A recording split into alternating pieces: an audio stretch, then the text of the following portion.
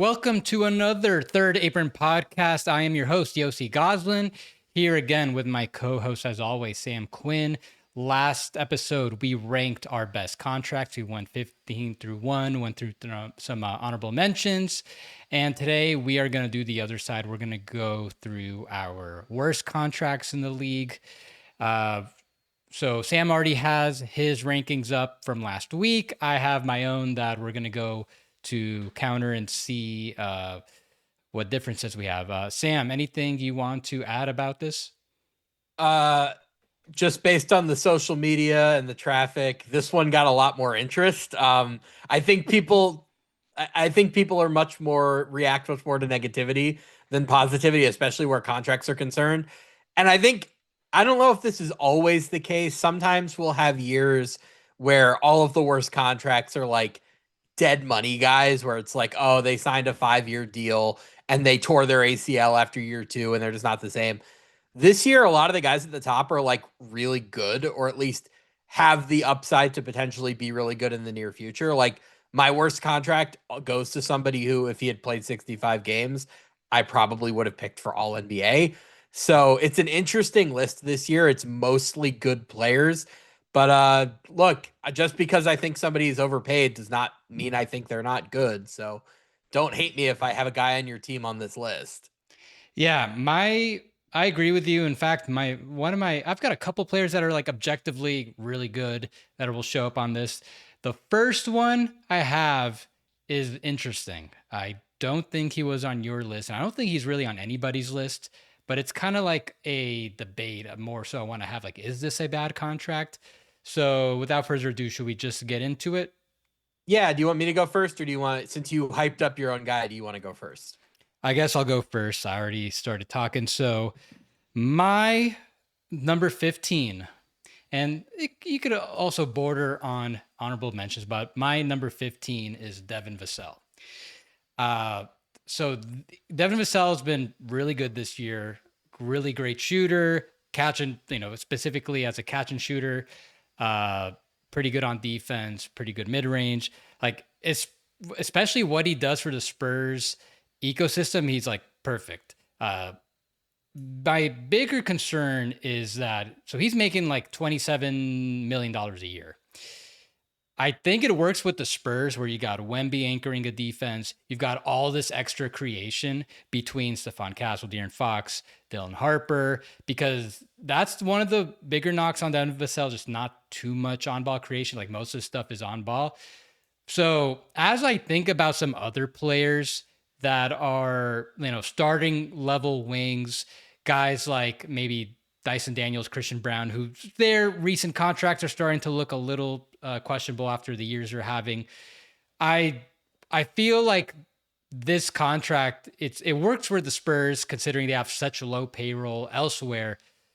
But if they wanted to trade him, which probably is not going to happen, I wonder how that. I don't know if that context is as translatable elsewhere. I'm not sure what the appetite would be for him on this contract where he's making $27 million a year. So I wonder if he's maybe just like overpaid by like $6 to $8 million a year, something like that.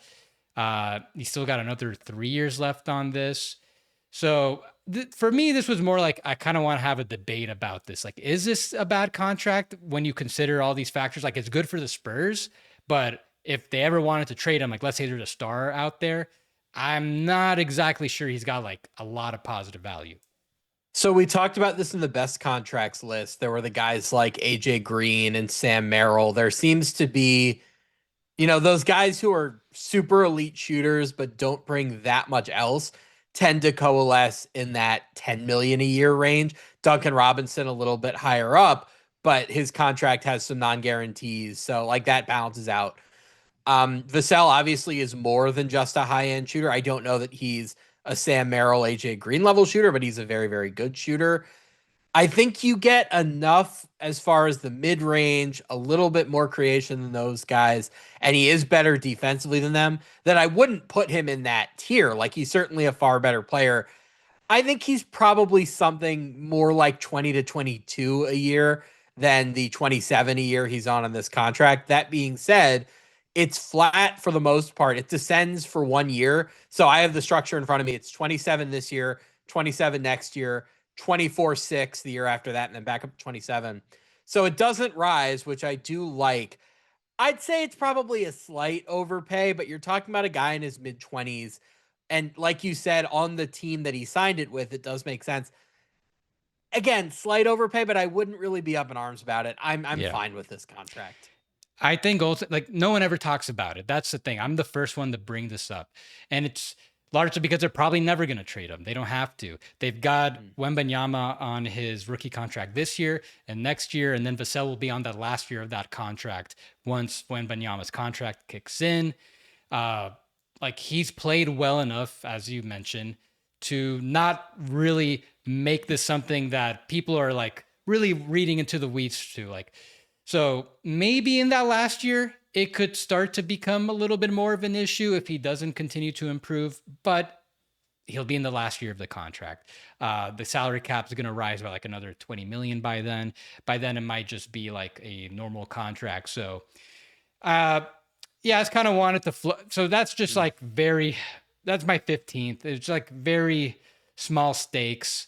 But I just kind of wanted more to the debate, like, can a contract be bad even though it's an overpay, but it works really well for what the team he's on has going on? It's interesting. And this is like one of the very few scenarios where I could really see right now that that's kind of happening. Well, we're going to get to my 15 in a moment. I have a very, very similar situation there.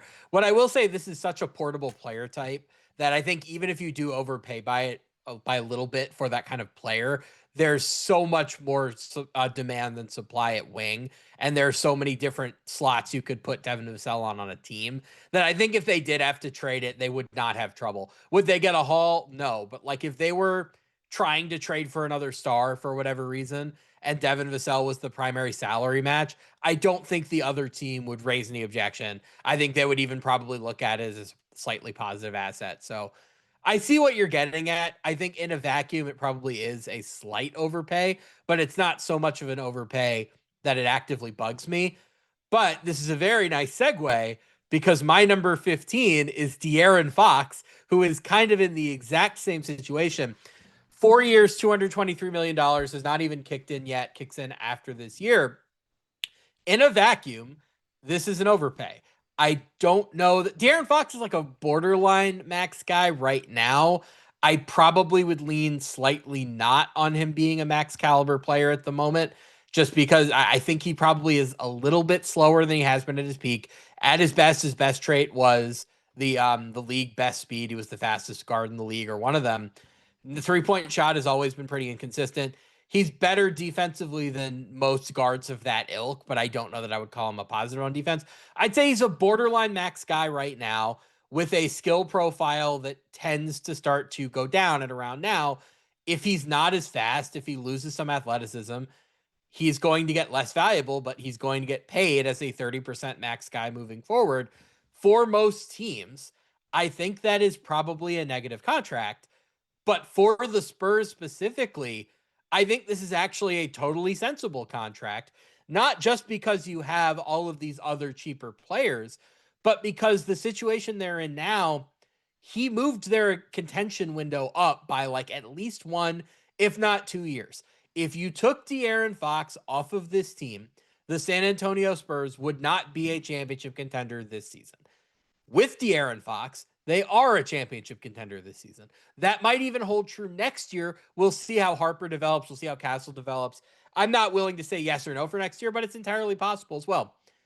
I am just generally of the opinion that if a contract opens a genuine championship window, even if only for a year, you're probably justifying the value on it. So in a vacuum for another team, I'd look at De'Aaron Fox as an overpay. I have to put him on this list because that's how we're rating these contracts, right? How good are the contracts in a vacuum? But for San Antonio specifically, it is totally fine. So I wrote something about Fox's upcoming extension back in April, May, once it was pretty obvious that it was coming.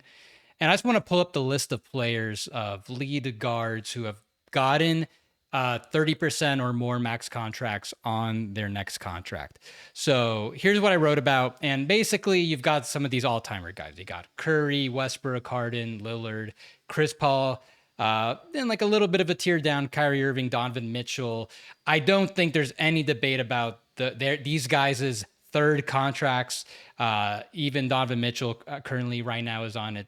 No one's ever questioning if he's making up to the value. SGA, he's he's already on the super max. Then you've got a bit of a drop off. So you got like John Wall, Kemba Walker. Now, I will have to say that obviously a lot of injuries went into these guys, kind of ending their primes and their careers early. But there's not really much of a tier in between. So obviously, I don't think Fox is going to turn out as poorly as Wall or Walker did. He's much more durable than those guys. But we don't exactly have, I guess, much of a history for him. And there's another player we'll talk about later. I'll just say it, Jamal Murray. We're like, these guys, they're not that accomplished. They don't have that many all NBA teams, if any, or all-star teams. Jamal Murray doesn't even have an all-star team, yet they're going to Jamal Murray just made it. Catch up, Yossi. Jamal Murray just made it. Okay. So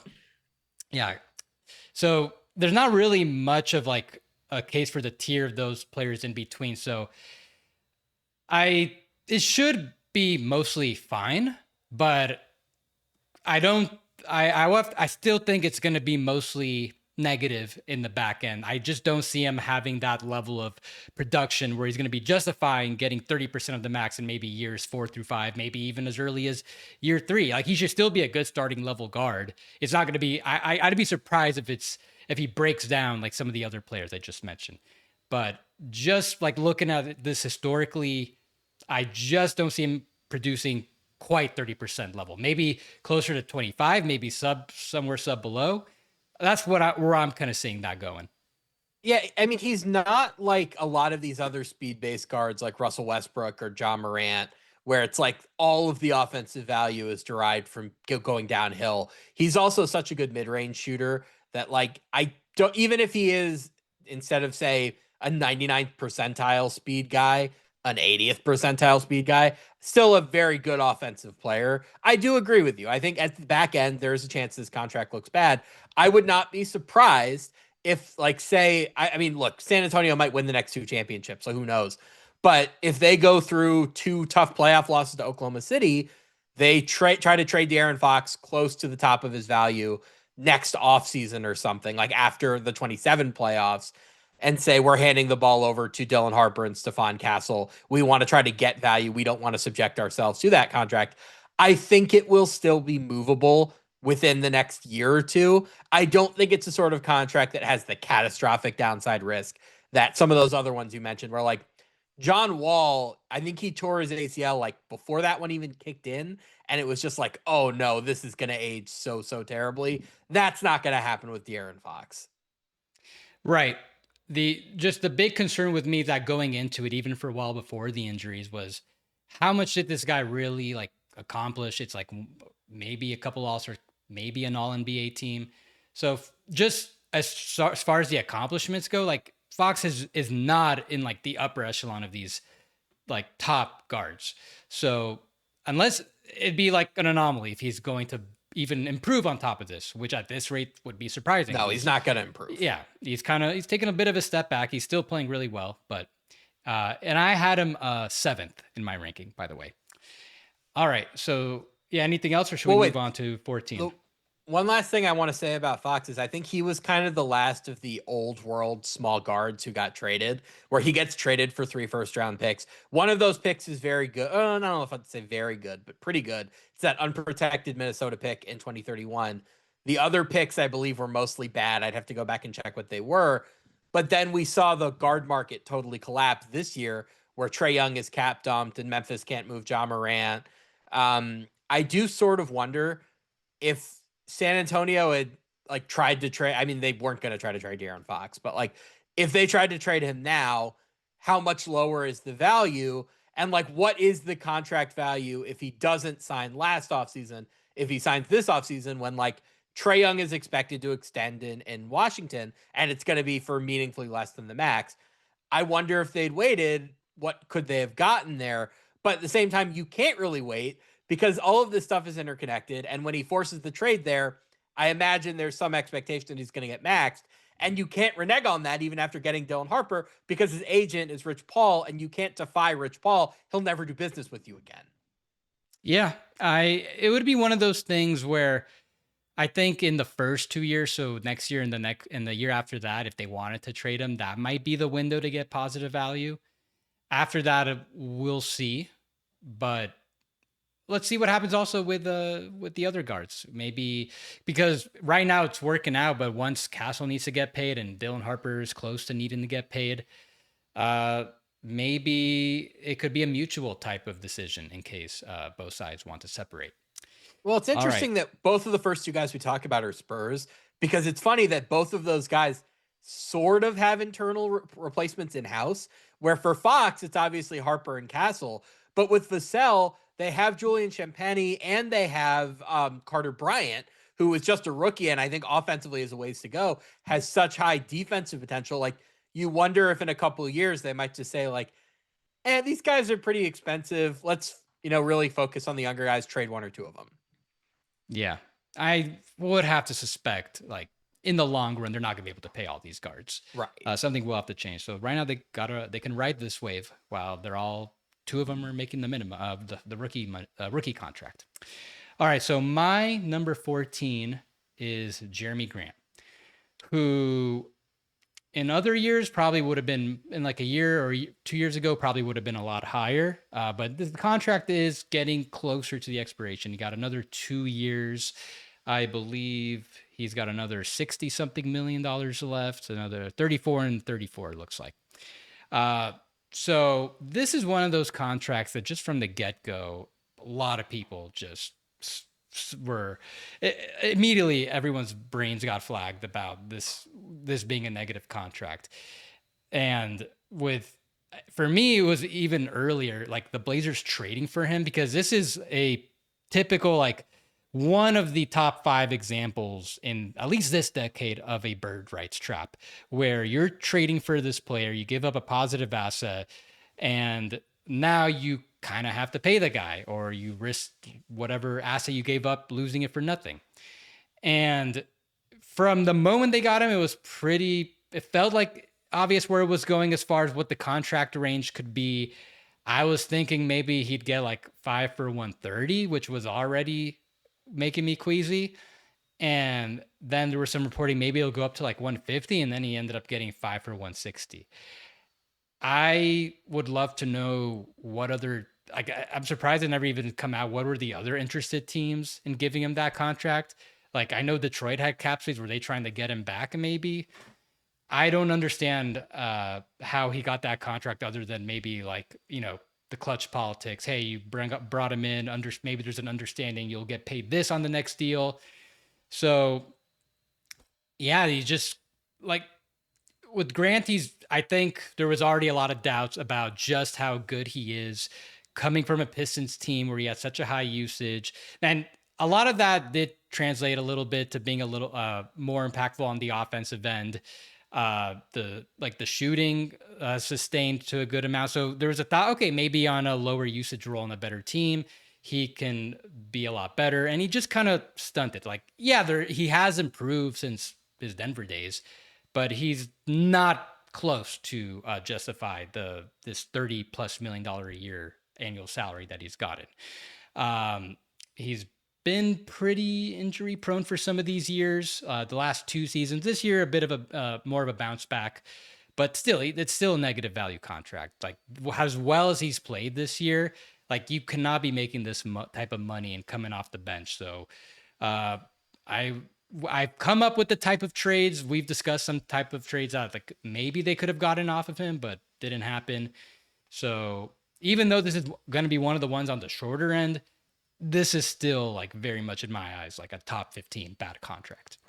I had him at number 7. I think where you rank him depends on, what do you think the next 2 years are going to look like? Is it going to look more like this year, which was kind of a bounce back, or last year when he shot like below 40% on twos? I think He doesn't really defend anymore. I kind of think of him as a losing player. Like, I just look, this is a deeper complicated conversation about like some players seem to value winning more than others, and like some guys just want to get the bag. And you know what? This is your career. You do with it what you want. But if I'm building a team, I am maybe a little suspicious of the guy who says, I don't want to play with Nikola Jokic. I just want to go take a bunch of shots and make a bunch of money. Like, I don't know. I don't necessarily think he's about the right things. I just look at this contract and I say he's in his mid 30s. He's like 33 now, right? Something like that. He's been injury prone. He's really declined defensively. I just look at this and I say this is a mid-level-ish kind of player at best. You might even decline, who is making 30 plus million for the next 2 years. I just look at this as a total negative. It was number 7 for me.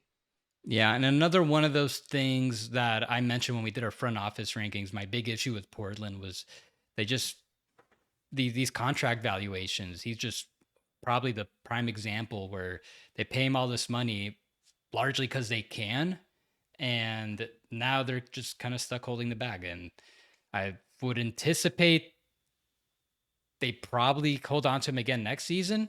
And maybe they're happy with his production. Maybe they want to keep him around just because he is playing a little better, even though he's coming off the bench and he's still not reaching the value of that contract. Maybe who's the big next contract they have coming up? Like Deni, they could kick it a little bit. Well, Deni is the complicated one. Yeah. So that's the Deni situation is what has pushed me to making fake Jeremy Grant trades to try to have them save some money now, so they can maybe renegotiate him. But then you also got Scoot, but that's a whole nother level of uncertainty. How much would they give him? Do they even want to give him something? That one's like more upcoming. So I think they're going to want to try to get off Grant anyways to subsidize some of these other players that need to get paid. And that's easier said than done.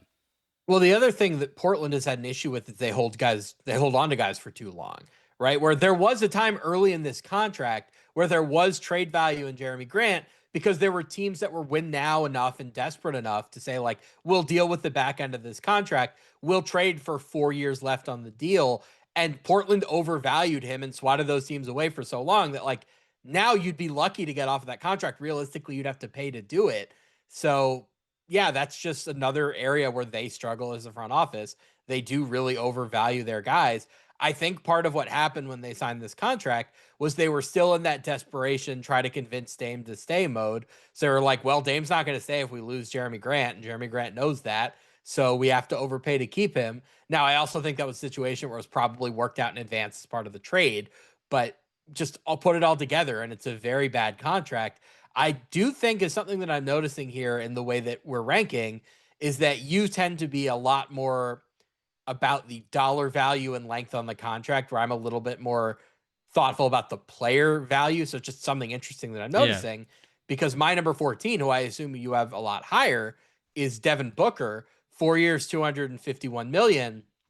I don't think Devin Booker is a max caliber player this year, like this year specifically. And I don't know why we should assume he's going to be better in the years to come. His shot making at every level has been worse, right? Where he's going on 2 full years of like pretty underwhelming 3-point shooting. He's not like the Kyrie Irving level mid-range, insane hard shot maker that you need him to be if you're paying him this amount. He doesn't really get to the basket. He blends in defensively, right? He's not, James Harden, where you're going to get all of these horrible lowlights, although James Harden, ironically, does have some real defensive utility in other ways. He's just kind of fine. And I get why the Suns had to give him this contract because they had kind of 2 paths that they could have gone down last offseason, which was number 1, total teardown, which is probably more championship equity. You probably cash Devin Booker in, get a pretty good haul last offseason, and you move forward knowing that your next several years are going to be awful, but you're setting yourself up better to come out the other side several years down the line. They chose the alternative, which is like, we are just going to try to be competitive, be a play-in team.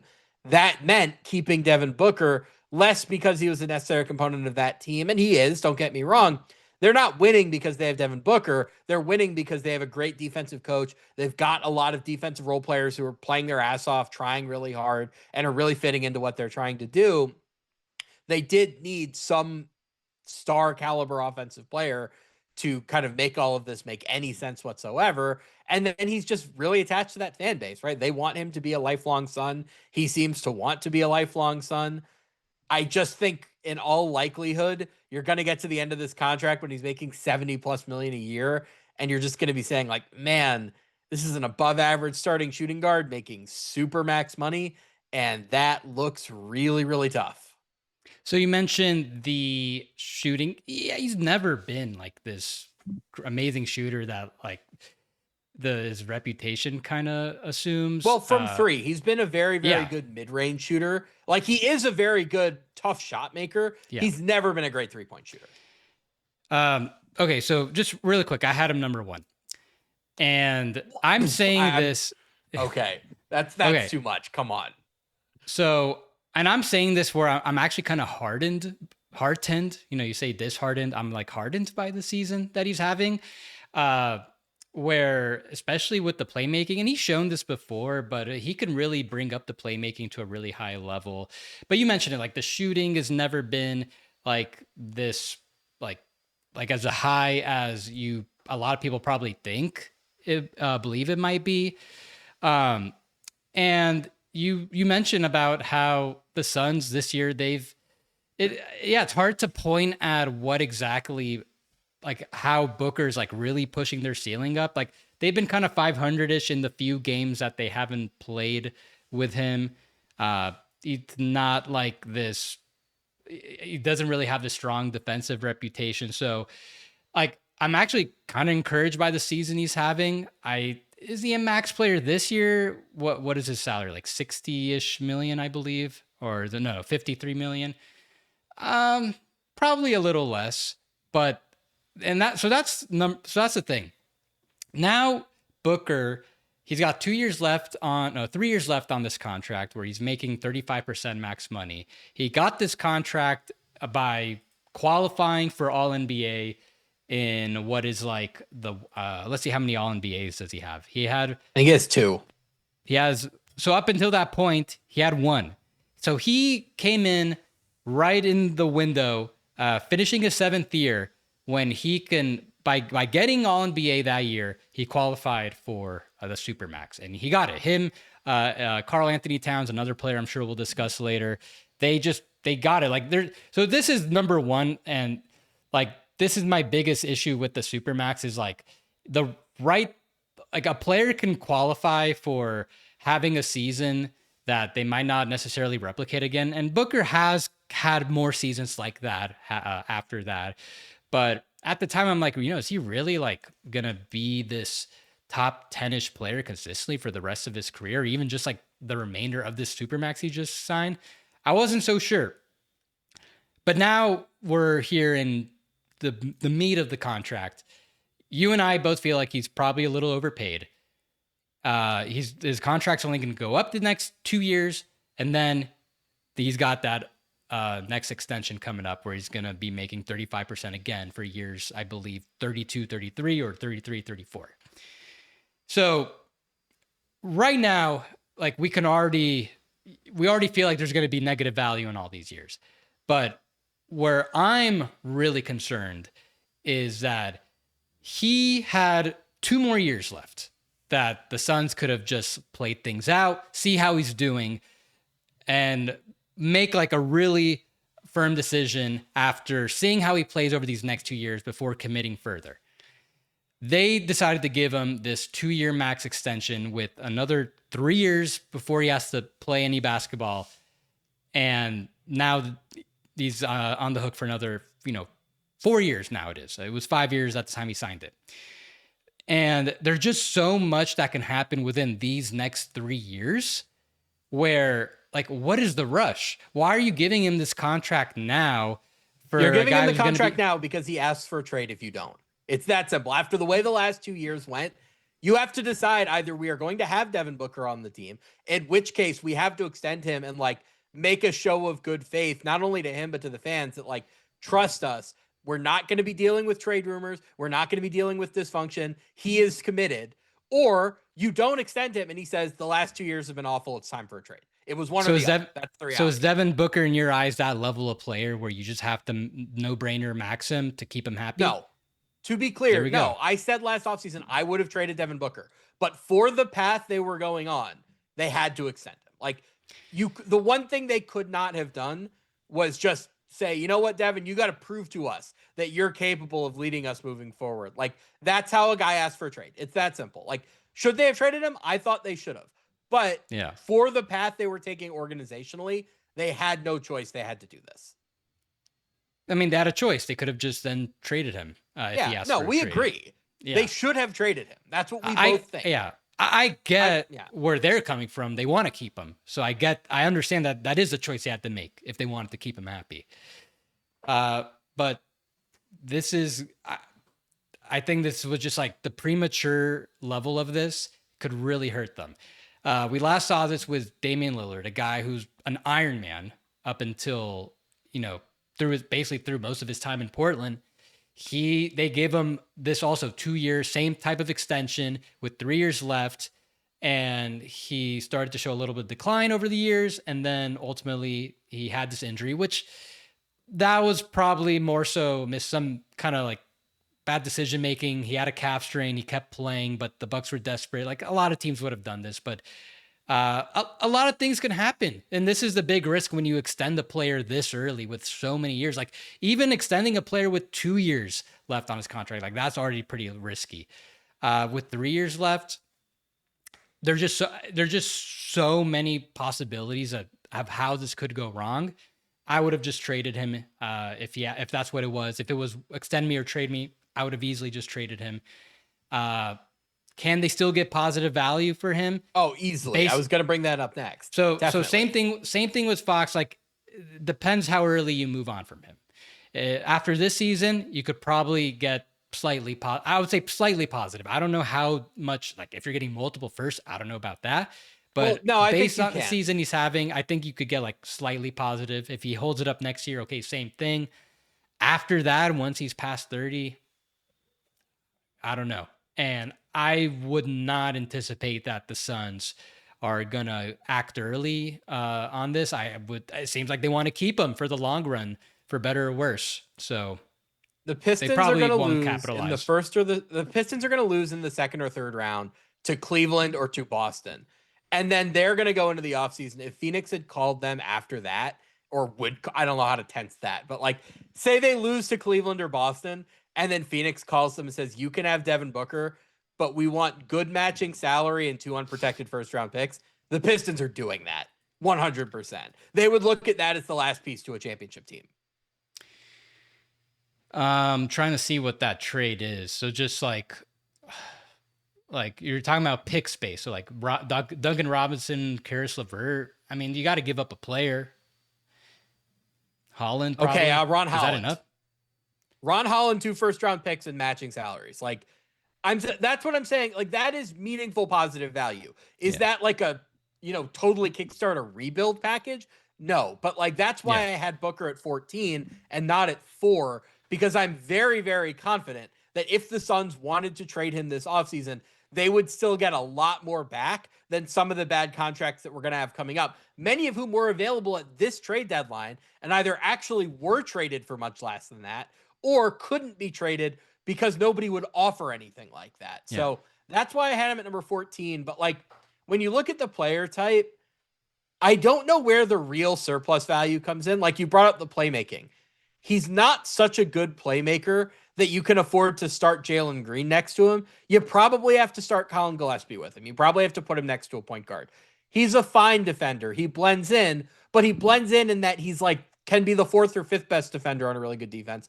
Not somebody you're getting actual genuine defensive value out of. Like, I don't know what the thing he's doing for you is other than making hard shots at the end of the clock that like really generates that surplus value compared to like a standard starter at the position in order to justify a max. So yes, we do both agree that it is a bad contract, and we do both agree that they should have traded him rather than sign him to that contract. I'm just a little bit more understanding about why they decided to do that. Yeah. They went down a certain organizational path, and this was a necessary component of that. Yeah. For me, it's also just kind of a simple thing. Like if you're making 35% of the max, in my eyes, you have to be like a top 10 player, like a consistent second team all NBA guy, I think, to justify making that level of money. And like at his best, he kind of borders on being a third team all NBA guy going forward. Like a top 15 to 20-ish player if he's really on it. Like this contract is I'm sorry. This is my number one for a reason. Yeah, we've done enough on this, but we Yeah. disagree on that. Who's your 13? My 13 is now we start to get a little more towards like the middle, I guess. So I got Emmanuel Quickly. So with Quickly, he's making $32.5 million a year. He's on the second year of that contract. Another classic bird right trap player. We discussed how the Raptors, they just got bird right trapped right and left between him and Pirtle. Brandon Pirtle Ingram. was not a trap. That was just them being stupid. They had no reason to do the Pirtle one. Quickly was at least a restricted free agent and theoretically at a market. Pirtle was just, they did that to themselves. Well, they gave Pirtle 2 contracts technically. The first one was all right. Okay, the first one was the bird rights trap. The second one was just them being dumb. Yeah. Like Quickly, I would say he is a starting level guard. This is just too much money. I don't know what else to say. He should probably be making like somewhere between $8 to $10 million less, I think. Like if Fred VanVleet is a $25 million guy, I would think Quickly is somewhere at least slightly below that. There's a reason there are a lot of reports out there about teams not being interested in taking on his contract. Like the Kings and the potential Sabonis deal, not only were they not interested in Pirtle, they reportedly didn't want Quickly. Like he's fine. He's a good player, but this is just another one of these contracts where I don't like what is it? Yeah. Like what is the surplus value for him to like reach $32.5 million a year production? Yeah, I had him as an honorable mention. He was one of the last guys that I cut, so you could call him like my 16 or 17. I get where you're coming from. I do think he's better off of the bench than he is as a starter. I don't think he's a good enough creator to be us like your primary creator at point guard. So if you're gonna start him, you need to have that creation somewhere else. They would argue that they get it from Scotty Barnes and Brandon Ingram. I would disagree and say that's why you're in the play-in now instead of like really a true contender. The reason I'm a little bit higher on this contract than you are is that he's at least very portable as a player because he is a pretty good point of attack defender and he can shoot. Like you can stick him onto any team and he will at least be like a positive value player for them. But I think that's more like a $20 to $25 million player, not a $32.5 million player. They really did overpay on this contract. We totally agree on that front. And how tested is Quickly in the playoffs? Like I know he did make the playoffs with the Knicks. I just don't really recall like any big moments. And obviously the Raptors still haven't made the playoffs. Now they're starting to really drop off. So maybe they don't even make it out of the play-in. He played in the playoffs twice and was not great in either.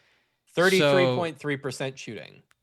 So, and then, can his defense hold up once you start to play against maybe some bigger lineups?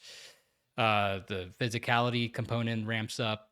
So, yeah, he is a little more translatable in the sense that he could plug into other teams, but can he like level up? That's the thing where maybe he could justify his contract, and we haven't seen it yet, and he might not get an opportunity to. So, the reason I like him so much more off the bench too is that he is a very high energy player where I'd rather him go all out for 25 minutes than for him to like have to modulate over 30 to 35. So that's just another reason that I'm a little bit, I wish he was still a 6-man instead. And I think he'd be a very, very good 6-man and he'd be better at being a 6-man than a lot of starters are. And he's capable of starting, but I like him better as a 6-man for that reason. Yeah, I mean, Jamal Shed will get like a lot of minutes. Like he's like they'll trust him often very much over quickly. All right, who do you got on your 13th? Jalen Green. This is kind of a could go bad in either direction contract. So Houston signs it because they don't want to lose the asset. And they're probably thinking, as we now know, but probably suspect at the time, oh, worst case, this can just be matching salary for us in a big trade because he's young and teams will be okay getting a look at him. He has barely played this season. He was hurt most of the year. He didn't take the leap last year that Houston kind of hoped. He was a number 2 overall pick going into his 4th year. At that point, you're kind of saying, we want you to be an all-star caliber creator if you're a shooting guard. And he obviously wasn't. The shot isn't as good as he would have hoped. He had one awesome playoff game and he was terrible in the rest of that series. Barely played this year. When he's played, he's been grossly inefficient. Of course, they've had a lot of injuries. The issue with this contract, though, it's 2 years, 72. He has a player option for the 2nd year. So one of two things is going to happen. Either he's going to play really well next year, in which case the player option kicks in and you don't get any value off of that because now you have to re-sign him to a new contract. Or he plays bad next year, in which case he's probably going to play bad the next year after that. And you're paying $72 million for a player right now, I think is probably worth the mid-level, something like that. Yeah, I have him 10th. We're in year 1 of this. He's making 33, then 36 and 36. I kind of like the contract. I think more so when it was signed because one, it was like a little shorter than like a lot what the typical rookie scale extension is, but also that is kind of the range I would feel like he would agree to if he was going to extend then. And I still had a little bit of a hope that he would be at like a sub max level high level starter. And he couldn't do that in his last year with Houston. This year, mostly filled with injuries. But even when he's played, like he just pretty inconsistent. The shooting has just not come around. Can't really think of anything defensively. Any big defensive moments from him. So the Suns, they just had no choice but to bring him in. I've seen some of the reports that like they really are high on him and what he could be, but that's just, they only brought him in because the Rockets needed to send out the money to make the trade work for Kevin Durant, and he was largely the salary filler. Like Dylan Brooks and that first round pick were mainly the assets they brought back. So the fit also just like he's not a starter. Colin Gillespie is the second guard starter there. Yeah, that's what it should be. That's what it is. Like there was a thought that those like heading into the season, it was obvious that if Jalen Green was healthy, they're gonna start him alongside Devin Booker, whether one of them or both of them are the guards, or maybe they play extra small, have one of them be the wing, and Gillespie has just completely emerged as the option. So that's not really an option. The Green's not really an option right now to start. Yeah, he's probably, in my eyes, like making more than like at least twice as much as he probably should for a guy who's like at best a high-end reserve. So there are a lot of interesting little components to this contract as far as how it was being negotiated.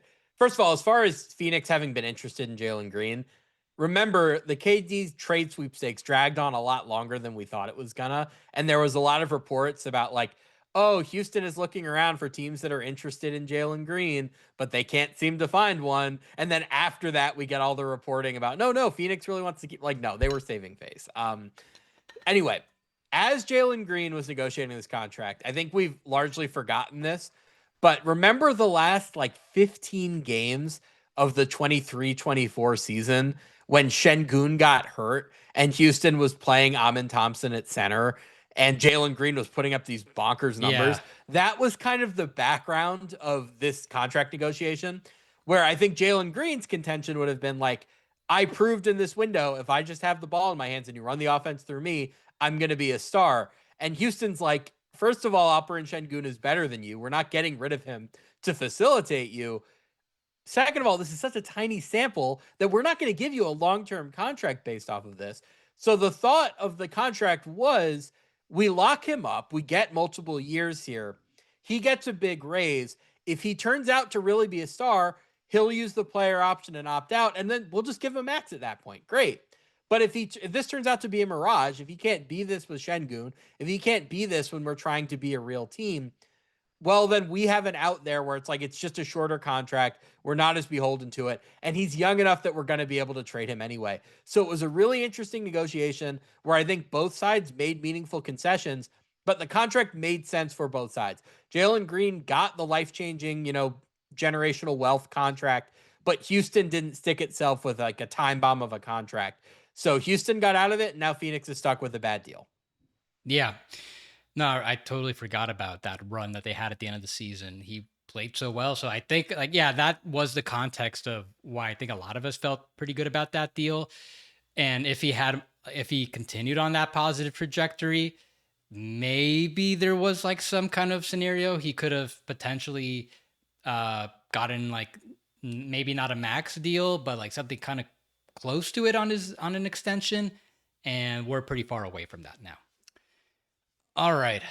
So then next up, I have Sabonis. And I just want to ask you, where did you put him on Number this? 5. Okay.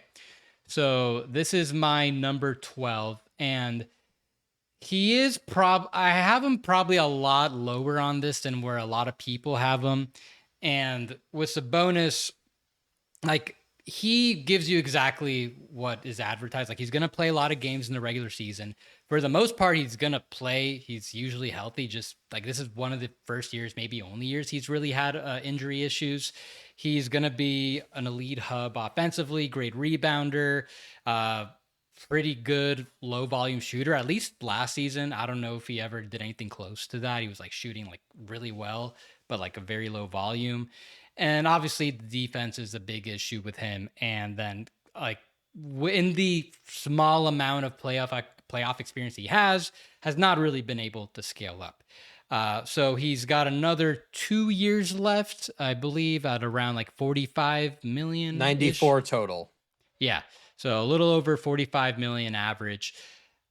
I think as far as, because he's going to deliver on all those things, and then also the length of the contract, we're almost at the end of it.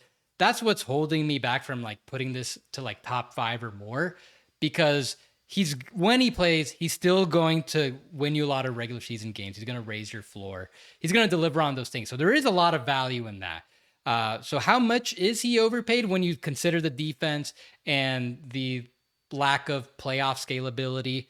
Maybe he's closer to like right now, like a sub 25% max guy. So maybe he should be getting something between like 30 to 35 million, kind of like the Sengun contract. So I don't think he's like too overpaid. It's just that in the end, he's gonna still like mostly deliver on his value. Yeah, where we differ here is that I will never pay for floor. I only pay for ceiling. And Domantas Sabonis has the lowest ceiling of any max player in the NBA. Like, you're not making it past the second round if he's your starting center. It's just you lose too much on defense there. When he played in the playoffs the one time, Draymond just totally kicked his ass and he was totally ineffective. Fake shooter, like tiny volume, whatever. We're going to talk about another fake shooter very, very shortly. I am very dubious of the guys that can only make the wide open looks. That's what Sabonis was. Like, there were no hard self-created threes in there. I guess for a center, that's, a different ask. But with the back injury, I am not as secure in his durability moving forward. And I wonder if it's going to change the way he plays as a player. Is he going to be as physical because he's this great screener when he's healthy? Is he going to be able to drive as effectively? He's a very good driver for a big. I don't know. I just look at this and say, this is not a player type I would ever want on my team unless I had everything else mapped out perfectly, right? Like, Toronto is one of the few teams that I could see where like you have Scotty Barnes as your 4, who's such a good team defender that like maybe you could justify it. Any normal contending team build is just not going to be able to survive defensively with him. Yeah, no, you're right. I just think like if you're in the end, if a team like let's say Toronto trades for him, Then if they'll he was lose in the second healthy. round. And losing in the second round is okay for the Raptors, but Yeah. it's not what I'm trying to build for. But at least he can raise their floor like that considerably high, where if you're a team, you could feel okay about the price tag compared to some of these other players, I think. Yeah, I mean, All again, right. if you're comfortable winning 51 games and losing in the second round, that's fine. For some teams, under some circumstances, that's a great year. I would just never build my team with that as the ceiling. All right. Who do you have at 12? Miles Turner, 3 years, 83 million left. He has fallen off of a cliff offensively. All he has left now is the shooting, right? He's doing nothing inside of the arc because he went from having Tyrese Halliburton as his point guard to watching Giannis do the Giannis thing. And Giannis is a very good playmaker for certain kinds of players. Somebody Giannis has never been a good playmaker for, just given the way he plays, is centers trying to score inside of the arc. Brooke Lopez lived behind the arc as well.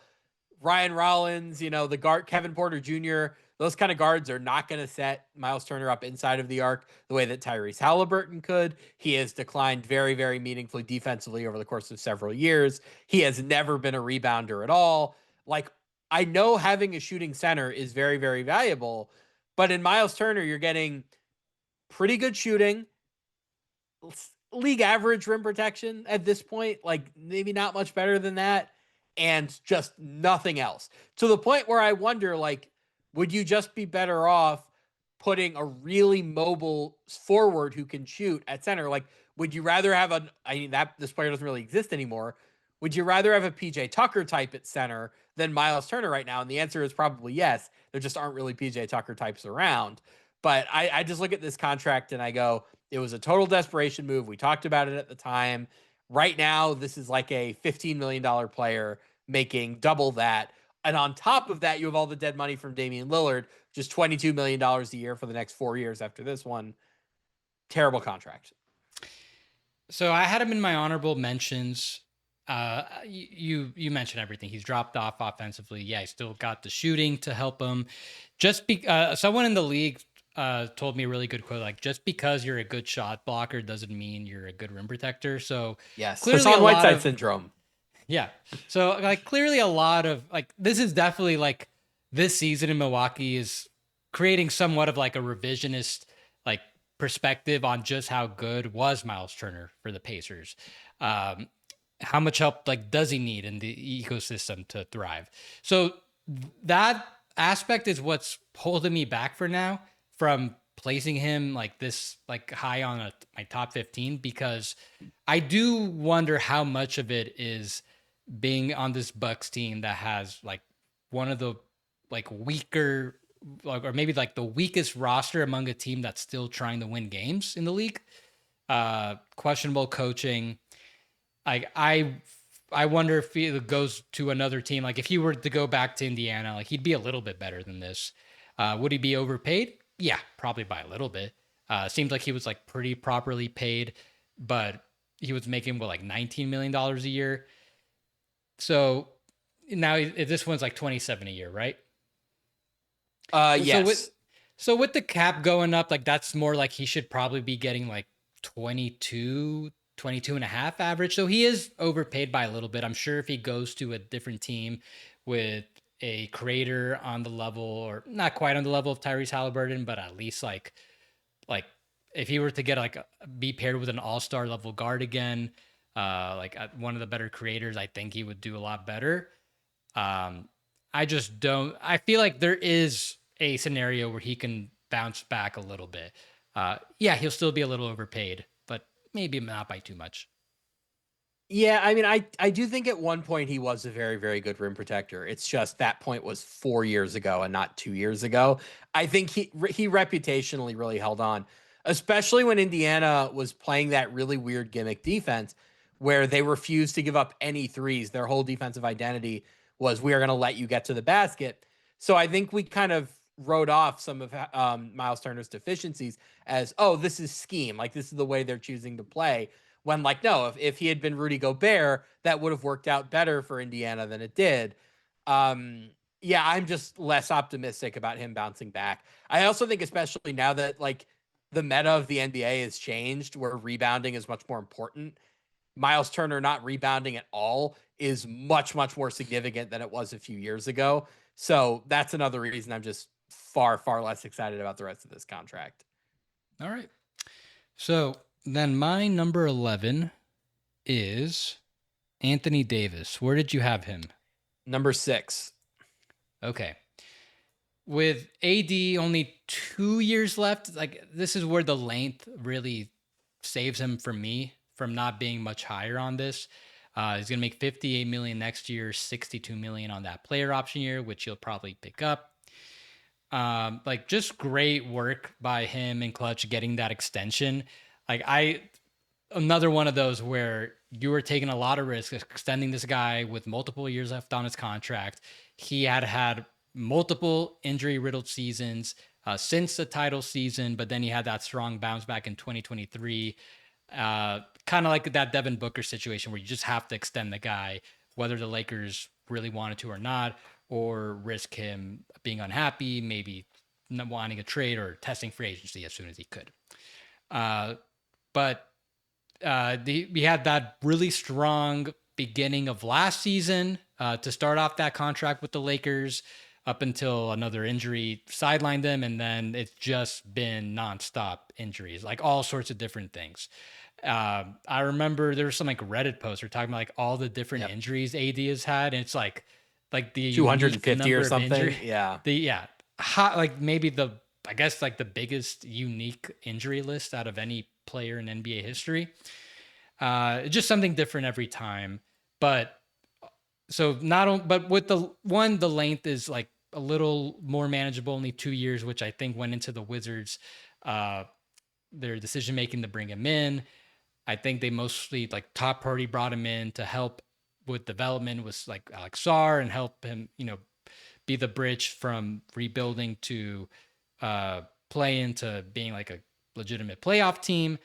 But when he plays, and this is like, few times a year at this point, and he's been healthy for a good stretch, and he's really on it. Like it feels like he does justify the dollar amount. It's just like there's just so few times, so few opportunities he gets to do that.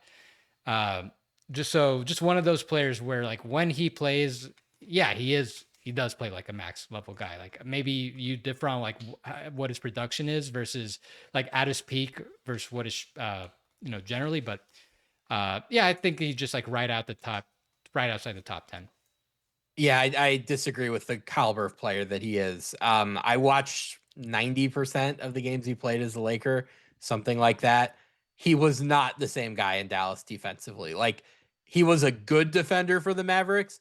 He was like defensive player of the year, best defender in the world with the Lakers. Like I think he's like the guy I saw in Dallas was a B or a B plus defensive player. And offensively, all of the value you theoretically get off of him being this incredible lob threat, being so good near the basket, you kind of lose because he wants to just take mid-range jumpers that he's never been good at. He's one of the least effective high-volume jump shooters in NBA history. He wants to play power forward. I guess Sarr will nominally be the center. I think that's ridiculous. Like in a vacuum, this notion that like he's going to be unhappy unless he's playing with somebody bigger than him is absolutely ridiculous. There is a chance, like he has $121 million owed to him over the next 2 years. There's a chance with injuries that you get like 10 or 15 million worth of value. Like I think this is one of the contracts where the value proposition, like value you actually generate versus value you pay, has a chance to be the most out of whack. I just think like he's probably going to continue declining. I think like the stuff he does offensively too, like the big reason I want him as my center on offense is that for a time, Victor Wembanyama has obviously usurped this. For a time, he was the greatest lob threat in NBA history, I think. He's not as bouncy. I don't think he is going to be as good in pick and roll as he used to be. He's not as good at post-ups as he thinks he is. You have to get defensive player of the year caliber defense to justify a supermax salary for him now. I don't think you're getting really anything all that close to that. And that's if you assume he's healthy, which I don't. All right, that's fair enough. So then, like, if at his absolute best, he's not a 35% guy. What do you think he's closer to? But like 25 to 30%. Like if he came back next year and he played 65 games at the level that he was playing in Dallas, I would say he's like a 27% player, something like that. Okay. All right. Alrighty then. So then that was my number 11. Who do you have at number 11? This is going to be, I have no clue where you're going to put him, but I have Christian Braun here. 5 years, $125 million. On offense, he is a total Jokic merchant. Like, I hate to really reduce the player down that much, but 75% of his threes last season were wide open. He does not take threes that are not wide open. So much of his value on offense comes in transition. And in the NBA now, like, we're moving more towards more transition than we've had in the past several years. So, like, I guess that is a little bit more valuable. But so much of what he does is so connected to having Jokic as a center because he's not really creating many of his own shots. He really benefits off like the cuts, which are very, very valuable next to Jokic, don't mean as much in a normal offense. And then like the comparison that I drew was Dyson Daniels, who's getting the same AAV, 25 million a year. Dyson Daniels 4 years, Christian Braun 5. Both of them not great shooters, like really have to get by on offense on IQ and on touch and feel. And that's all well and good when you're playing with Jokic. But when you're not playing with Jokic, it loses a lot of value. And then defensively, Dyson Daniels is like second in defensive player of the year last year. Was that a little much? Sure. But Dyson Daniels is like a really positive value impact defender. Like somebody, you have Dyson Daniels in your defense. He is changing everything about the way that you scheme. That's not Christian Braun. Like Christian Braun is a fine defensive wing, right? Like case in point, Denver has thrown him at Shai Gilgeous-Alexander and he has done very, very little to stop him. He is like, I don't know, a B- defender, something like that. Paying that guy $25 million a year when he's probably a mid-level-ish kind of player is really, really damaging. Where like Peyton Watson has just been better this year, right? Like Peyton Watson might be worth 5 years, $125 million, and he's been substantially better than Christian Braun. Yeah, from the moment that contract was signed, I remember we were live streaming, and I think we were both like, really like, what was the rush for the Nuggets to give him this contract now? It's what they do. Like you they could have rush all taken their this contracts. You could have taken this to restricted free agency, and now you could probably be paying him like probably slightly above the mid level, something like that. Like I felt like he was probably somewhere like right in between based on everything he did last year. Because I just didn't really see what the what is the upside? You paying him like a high level starter, like he's gonna create for you on offense or be like someone really vital. Like teams might not defend him in the playoffs this year. Like this is like the shooting has been so bad that like how much can he really factor in the playoffs if he doesn't turn around? Wait, can we talk about this briefly for a second? Stop with the contract. I just want to talk about the way he's going to be defended in the playoffs. I've seen a lot of people kind of say, oh, the first adjustment that Denver is going to make in the playoffs is going to be benching Cam Johnson. I actually would probably go a step further.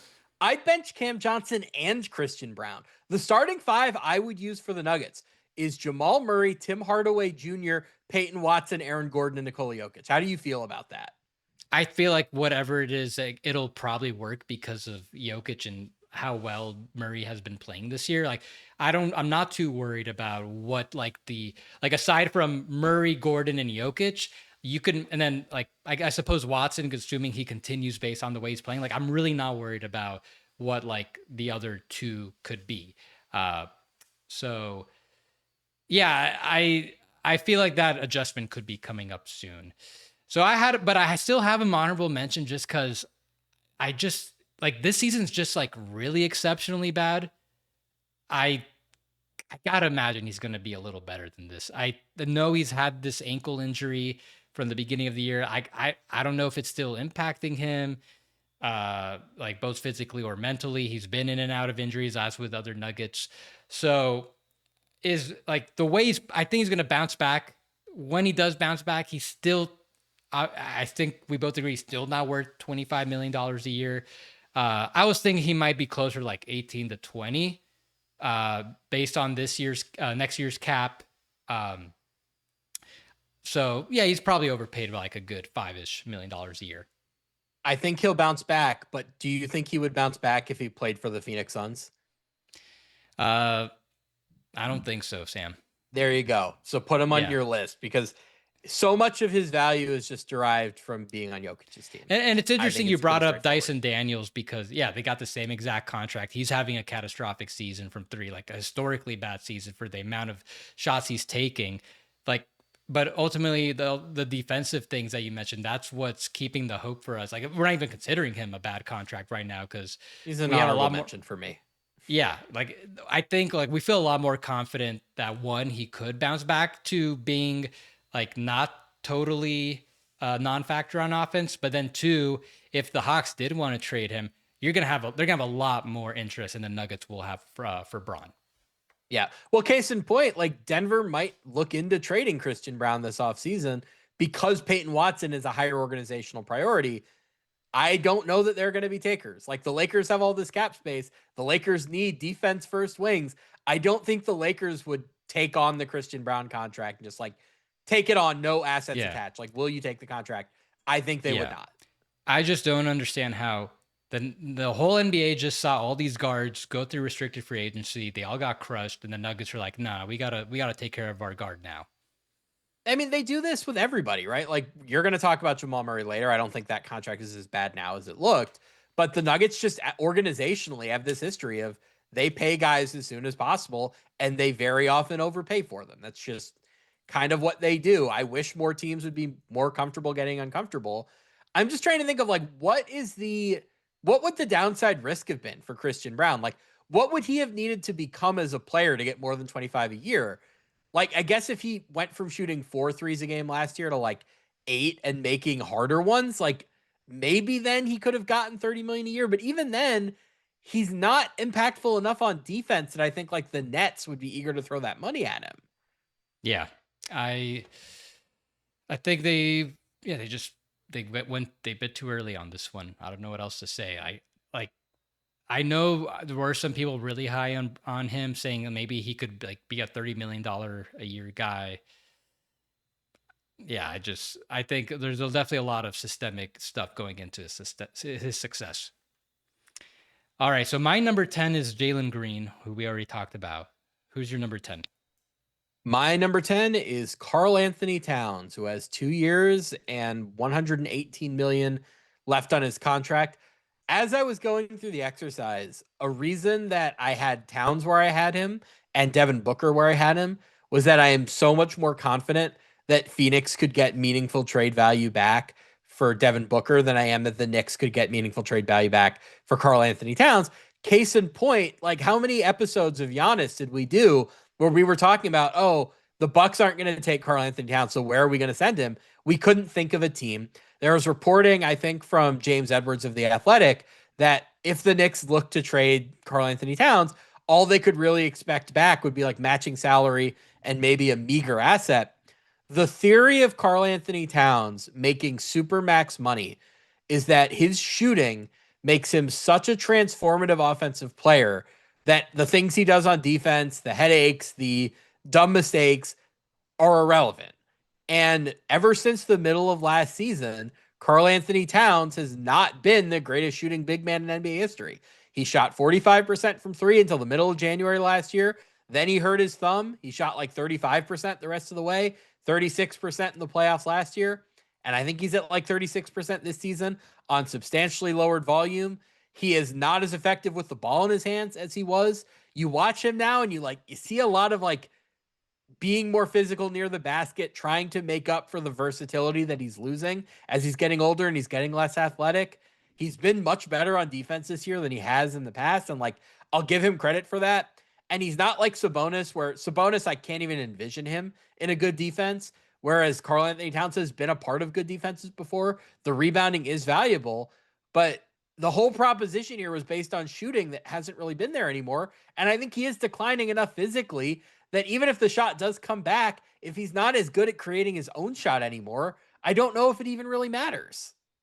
Yep, I have him number 9. So first main agreement we have right now, and it's because the offensive drop off this year. And I would suspect that the shooting can come back a bit.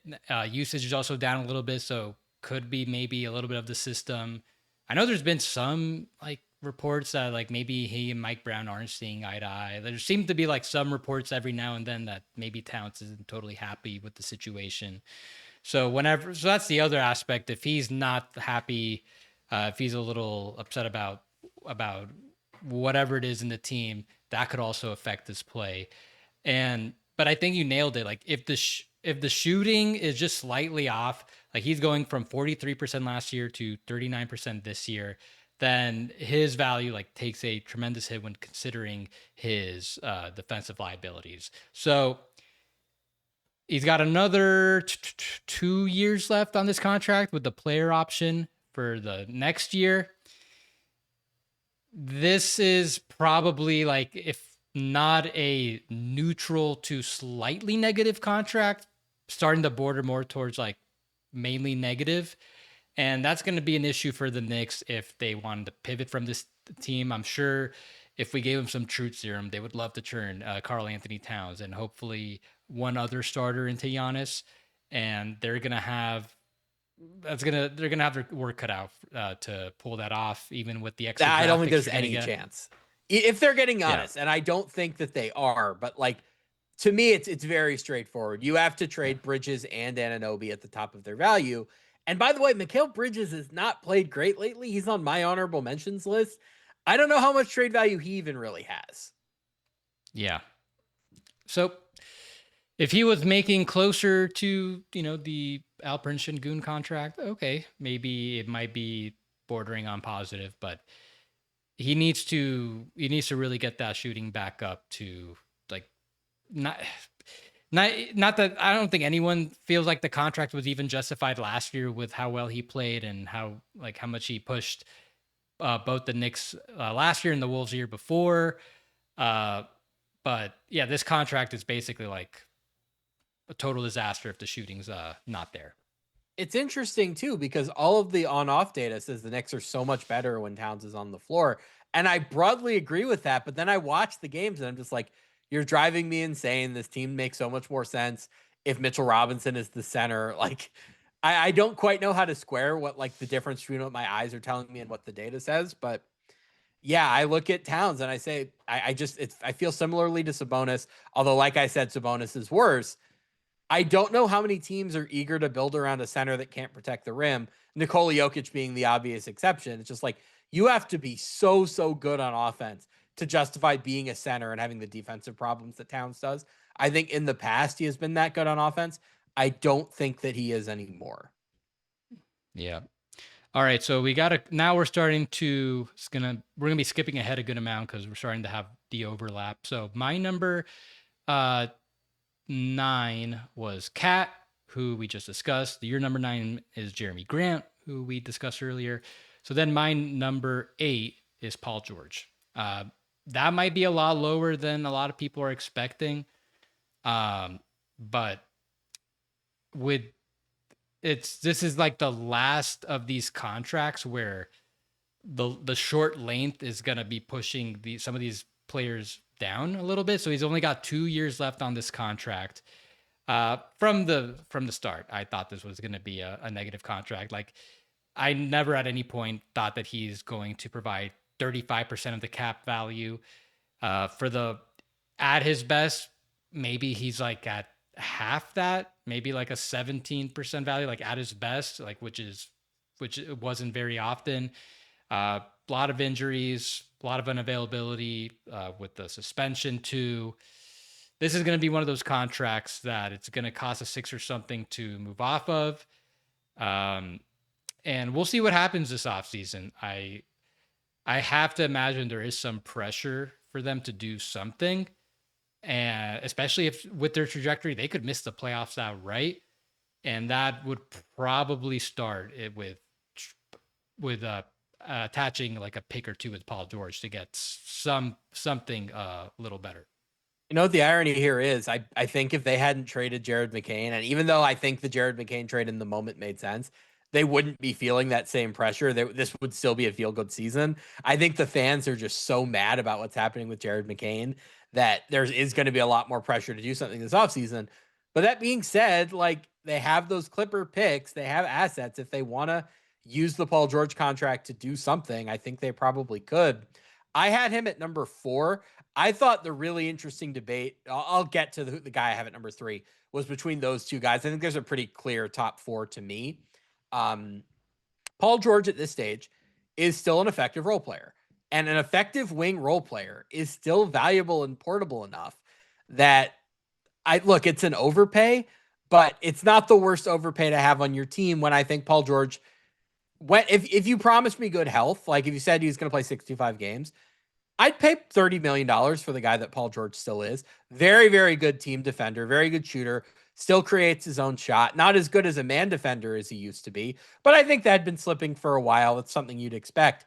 It reminds me a little bit of the De'Aaron Fox contract in that, yes, I think it was an overpay when they made it. The theory behind it was that they thought it would open up a championship window.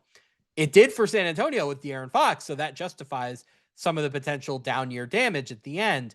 It obviously didn't for Philly. If he had been healthy last year and Joel Embiid had been healthy last year, maybe we feel a little bit differently. They go on a real playoff run. Now you just look at it and you go, this is a guy making the max who isn't quite worth the max. The amount is so high and the injury risk is so high that I had to have him at number 4, I thought, for a lot of the same reasons that I had Anthony Davis at number 6. But it's kind of interesting. I think you rank it much lower than I did, but as I'm talking it out, I think I feel a little bit better about the contract than you do. Well, so maybe we could think about a couple of teams. I'm just trying to think of, well, let's say they do make an objective to trade Paul George. It's probably going to go to a team that they mainly want the asset, but they have the flexibility to take him in. And maybe they also are trying to improve a little bit. So you could justify as, okay, Paul George, he's going to help us out a little bit.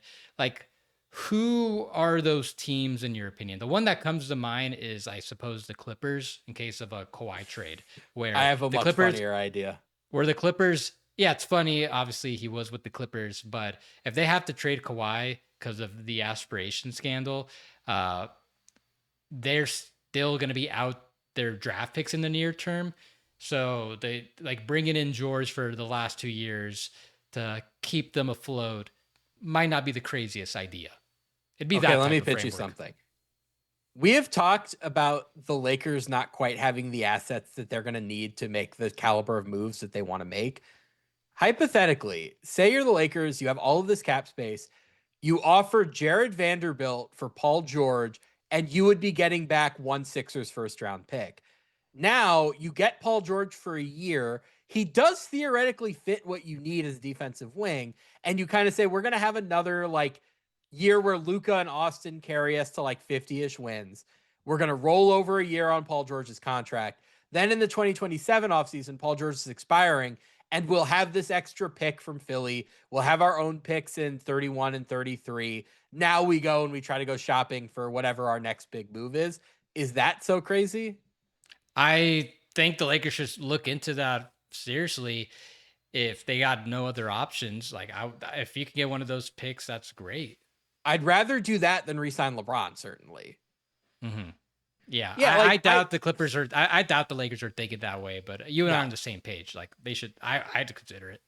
I guess could the Suns do something with Jalen Green that would take them back into the tax when they re-sign Con Gillespie and they re-sign? I can't remember who else. Mark Williams. I think they have one other notable free agent, Jordan Goodwin.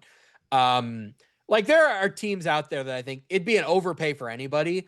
But I think Paul George is still a positive value player on the wing. Nice to have that guy at least. Yeah. So I just don't. I think just with 2 years left, it's not going to be that hard. It'll cost a 6 or something, but I don't think it's completely immovable. Unlike it's the age and injury risk more than anything. I'm sitting here thinking, as a player, I think I might rather have Paul George on my team next year than Anthony Davis. It's just he's so much older that I think the risk of decline as a player is so much more pronounced for him than it is for Anthony Davis. That's probably why I ranked them the way that I did when I made the rankings. But as I look at it now, I'm not quite as low on Paul George as I was, or as I thought I should be, I guess. Okay. Alrighty then. So then that was my number 8. Your number 8 is DeJounte Murray. I did not have him in my top 15. How Go much ahead. of that was based on how well he's played since he's come back?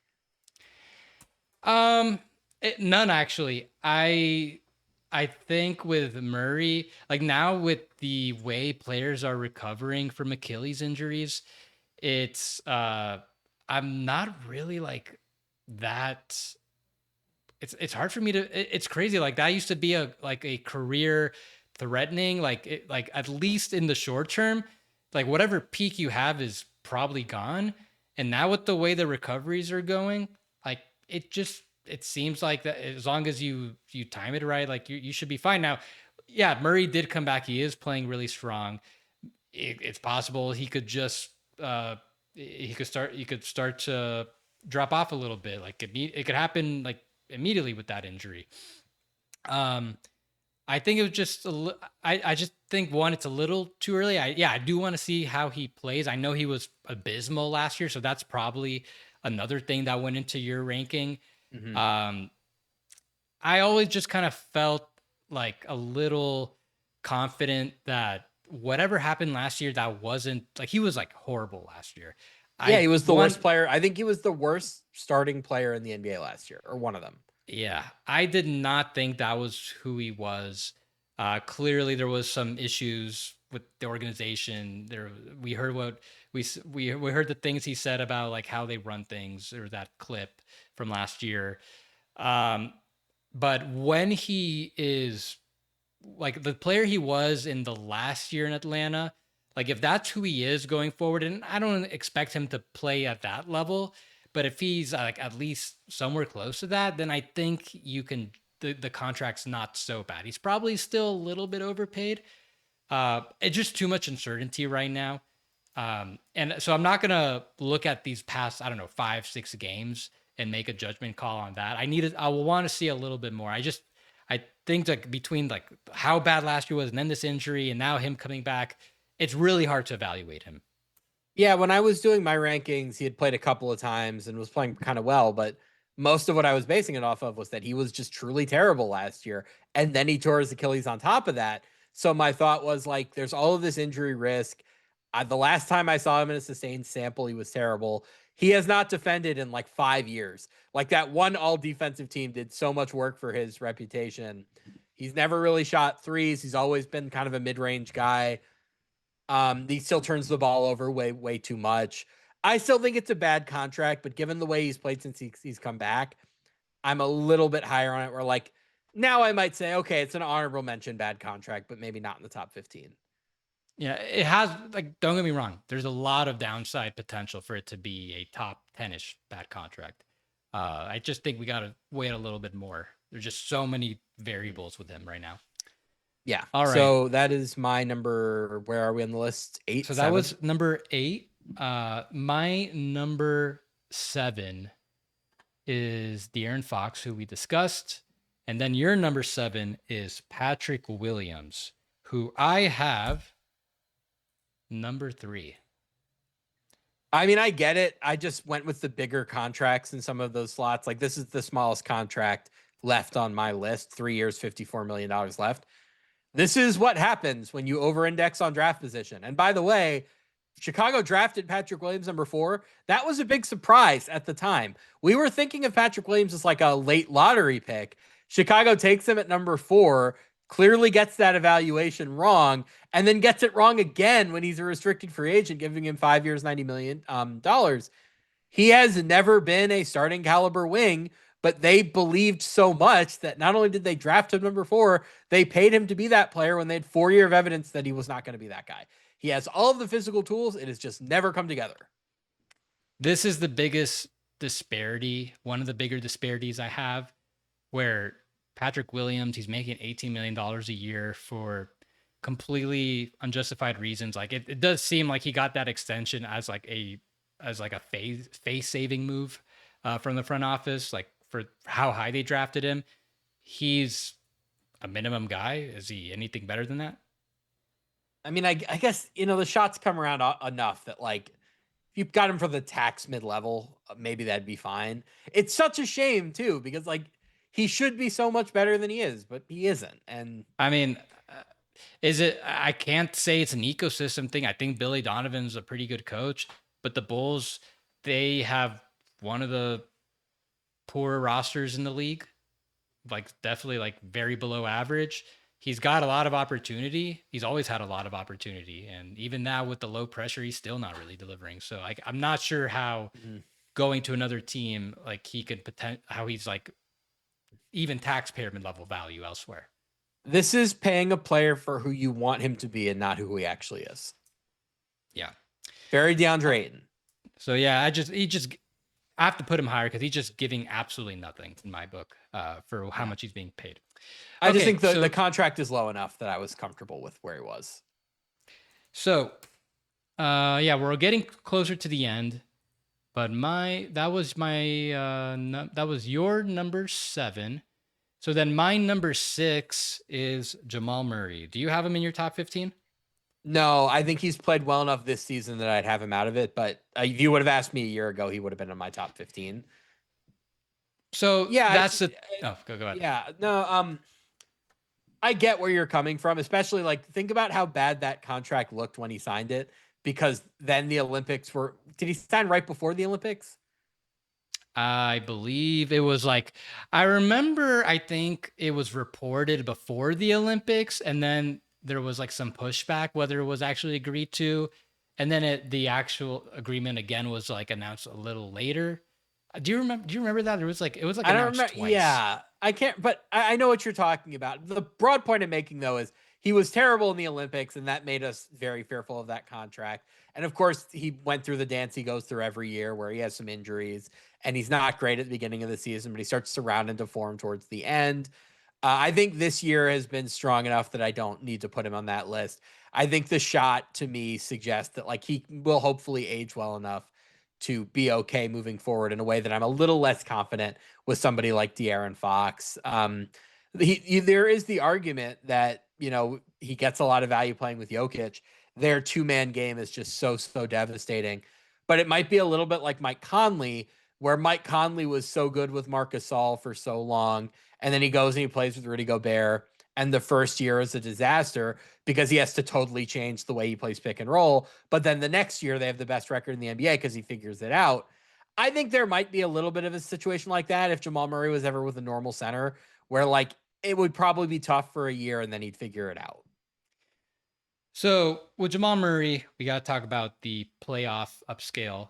I think a lot of what he's getting paid for is how he'll go from like an 18 point per game guy on 35% shooting from 3, like 45% shooting from the field, to 26% from 26 points per game, bumps up to like maybe 40 to 45% from 3, and he's like overall shooting 50% from the field.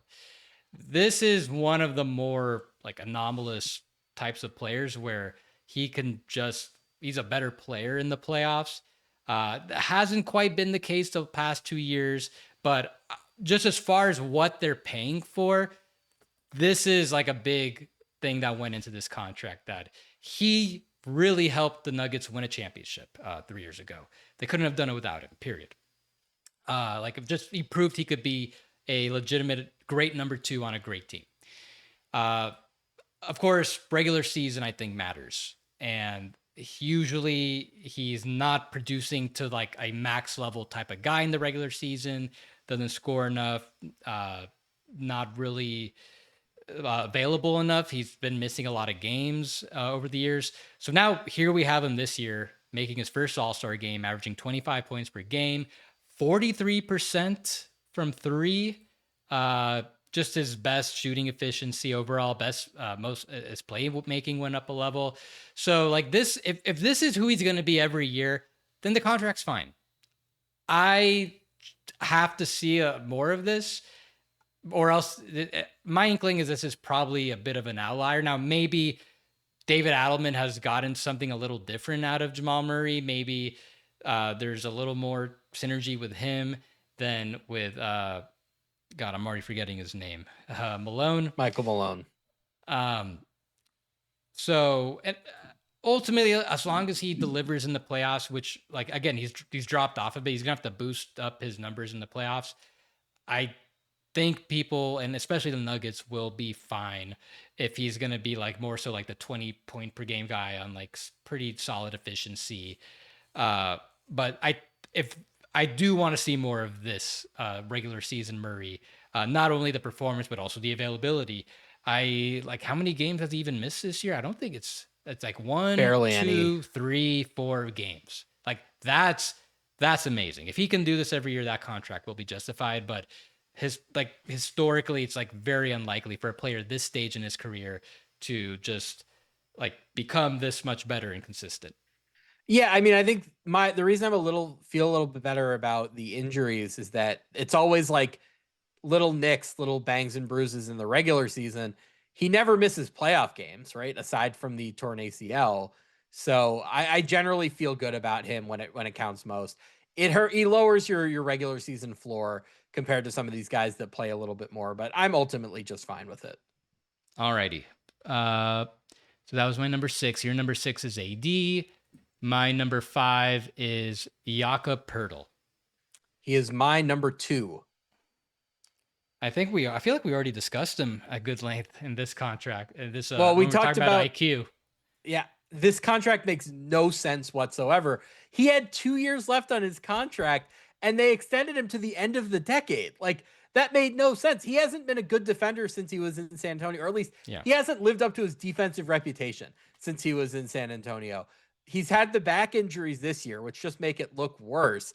I get that he was coming off of a very good offensive season, but like who was going to overpay for him? He had a player option for the summer of 2026. I guess that's why they extended him.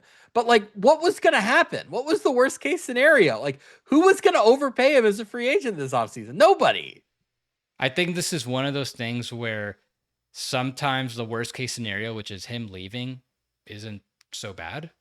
I think It would have been a blessing. They shouldn't want him on their team, but it's definitely like a huge sunk cost for giving up what ended up being the 8th overall pick. Huge overpay for like a pretty average center at best when he's at his best. Is he one of the 15 best centers in the NBA right now? I don't think the answer to that is yes. Like, I'm not talking about this year. I'm mainly talking about like previous years. Like at his best, like was he like better than average? I don't think so. Probably not. Yeah. And you just mentioned the risk. Like this is why you don't want to be extending players, like at least not like all NBA level guys, to these extensions when you have multiple years left. There's some downside for things to develop. And Poeltl, he had been actually pretty injury prone. Like the past few years, 57 games last year, 50 games the year before, 26 games the year before. Like he used to be like a very available player in his first 6 years, but that player's now 4 years in a row. He hasn't played more than 57 games. Like that player's long gone, it feels like. And now we're having his first real, like we're seeing a first real major injury starting to impact him with this back injury. It's really impacted his play. Like this is why you gotta wait. This is why, like for non-max guys, like you gotta wait. And even for these max guys like Lillard, Booker, like I'm arguing you still should wait on those guys too. Like you're not gonna wait on Poeltl. Can I throw something out there to you I just thought of? Could there be some sort of Jakob Poeltl, RJ Barrett for Paul George trade that actually makes some sense? Because Toronto could use Paul George's shooting. They want to have a million wings. Philly needs a backup center who can play a starting caliber role just because of Joel Embiid's injury issues. I like a Dembona, but they have Andre Drummond who like tends to start when Joel Embiid is out. And then the Sixers could flip RJ Barrett and actual assets into a player they actually want. Like, I think we might be onto something here. You're onto something. I'm not. That's your trade. I could see the Raptors being interested in that. Obviously, Sixers. I don't know about Poeltl. Maybe if they were sending Embiid, they'd be happy to take Poeltl. I mean, what do you think about this Raptors doing that? We'll get to Embiid in a little bit. For now, with Jakob Poeltl, I don't even think he should be the starting center moving forward. I think Colin Murray-Boyles is just better than him. Yeah, no, Colin Murray-Boyles. Are they even starting him? Have they? I know he's been I don't know if they have unavailable. been recently, but he was starting at center when Pirtle was dealing with the back injury, and it was working. Yeah. All right. So that was my number 5. Your number 5 was Sabonis. We already discussed him. My number 4, and we have some synergy here, is Ja Morant. And the thing with Ja is that he's not a max player, hasn't been a max player. It's been for at least like a couple of years now. He only has 2 years left on this contract, though. So you might be thinking, Yossi, you've been ranking all these guys with like fewer years so much lower. Why is this guy so much higher? Like Ja Morant's trajectory just seems so cataclysmic right now, where I think like there's a very low percentage chance that he's gonna continue being like a max level player. I'm starting to feel like the chances of him even remaining a starting level player is pretty low. Like that, it seems like there's a trajectory where like I don't want to say he's going to be out of the league anytime soon, but like something in me feels like there's like a 5 to 10% chance maybe that's where this thing's going. Ultimately, I can't go that far. I think like with the way he has been playing and all the off court stuff and the injuries, like is he what is he? Like is he slightly above mid-level money to you, or am I too low on that? He's a lottery ticket. That's the thing. This, like, for all of these other contracts, there are like varying levels of where he could be, right? Where, like, sure, Paul George is making max money. Paul George might be worthless if he keeps getting hurt, but Paul George might be like a good starting caliber player who most teams would want on their roster. Ja Morant is either going to be a superstar again, he's going to get to another team, and there's going to be proper spacing around him, and they're going to design the offense in a way that suits him, and he's going to have defenders around him, and he's going to start getting to the rim at an elite level again, and he's going to start making all-star teams again. There's like a 10% chance that happens. But if that's not what happens, he has no value whatsoever because he's like Russell Westbrook in that he has so many glaring flaws in his game that if he is not the guy that you're building everything around, he just can't be a supporting piece. Like, are you going to use Ja Morant as your backup point guard? Is he going to be okay with that? No. Can you use him off of the ball? Absolutely not. He's a terrible defender, terrible three-point shooter. If he is not the guy who was making all NBA teams, making all-star teams, there's no other role for him. So like you have a 10% chance that this is a great contract and you have somebody who's making all-star teams at a 25% max, or it's a terrible contract, which means to me he had to be number 3. Like the debate for me was Paul George versus Ja Morant. Paul George making more, older player, obviously very injury prone. But I can see a lot of scenarios in which even if Paul George is overpaid, he's still really valuable to a winning team. I just have such a hard time seeing that ever being the case for Ja Morant again. I agree. I just wonder how playable he's going to be like in the near term, where if I don't know if he's even if he's going to be like if he's going to be bordering on like out of the league, and is he even a minimum level guy at this point? I don't know. Here's the thing. You can't have Ja Morant on the minimum because Yeah. all of this stuff comes with him, right? Like he is not somebody who you would figure would be happy being on a team playing 10 or 15 minutes a game. Like if you're going to have Ja Morant, you probably have to pay him Ja Morant money. Like look at Russell Westbrook with the Nuggets last year. Like it was probably the best situation he'd been in for him since like OKC, maybe Houston. They had him for the minimum. He did produce. He like closed playoff games for them, and they didn't want him back. Like that's how difficult it can be with a guy like that. Yeah. Either way, it seems like probably biggest dollar amount disparity. Like what do you think he's like right now based on what he's done these past years? He's like 30 million overpaid, something like that. I mean, here's the thing. Either this is a good contract or I wouldn't want him on my team at the minimum. Those are the polls. Yeah. There's no middle ground here. That's what makes it so difficult. So if it's the other one where he's like you don't want him on your team, like how is that how much overpaid he is? Yeah, then he's $87 million overpaid over the next 2 years. It's every penny that is on his contract. And here's the thing. Somebody's going to take a chance on him this offseason. And like, maybe somebody can get this right. Like, if he goes to Miami, I'll feel a little bit more confident that they can figure this out. It's just so all or nothing. And I lean so much more towards the nothing side than the all side. Yeah. No, I think that's the more likely scenario at this point. So We only have one more player to discuss, so just going to go up the rankings real quick. Your number 4 is Paul George. My number 3 is Patrick Williams. Your number 3 is John Morant. And then the last player we haven't discussed, my number 2, and your number 1 is Joel Embiid. I'll let you start from here. Joel Embiid is the only player on this list who, if he had been healthy all year, would have been an All-NBA player. Like, Joel Embiid has been incredible over the last, 2.5, 3 months when he's been on the floor. But he's Joel Embiid, and it's like, I never know when he's going to be on the floor. This extension hasn't even kicked in yet. 3 years, $188 million. I mean, there's just a world in which he plays like 90 games over the next 3 years, and you're paying him super max money, and it just totally cripples your ability to build a team around Tyrese Maxey and VJ Edgecombe. Like, this is I as much as I look at Joel Embiid and say, if he's healthy, they can be really good. I just have no faith in his ability to stay healthy. Yeah, it just seems like with his health, he's just a ticking time bomb. This year, he's managed to play. He's only played 33 games this year. For some reason, I thought he had played. I thought it was like at least 10, 15 more. Well, remember, he'd missed that big stretch early on, and now he has this oblique thing where it's like they say, oh, he's going to be out the next 3 games. And when I hear that, I'm like, is it 3 games? Is it 3 weeks? Or is it 3 months?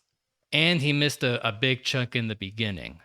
I didn't realize he'd been out quite this long.